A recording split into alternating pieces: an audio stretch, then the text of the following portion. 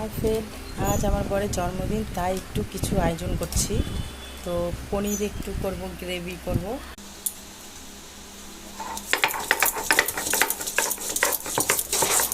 এই যে মশলাগুলো এখন পেস্ট করে নেব মিক্সচারে। পেস্টটা হয়ে গেছে। একটু এলাচ দিয়ে দিচ্ছি, লঙ্কার পেস্ট, আদার পেস্ট দিয়ে দিচ্ছি, নুন দিয়ে দিচ্ছি, হলুদ দিচ্ছি। গ্রেভিটা ফুটতেছে, এখন আলু দিয়ে দেবো।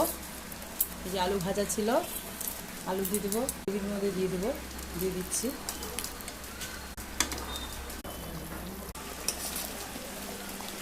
স্বাদ মতো একটু চিনি দিয়ে দিচ্ছি। তৈরি আমাদের বাটার পনির তৈরি।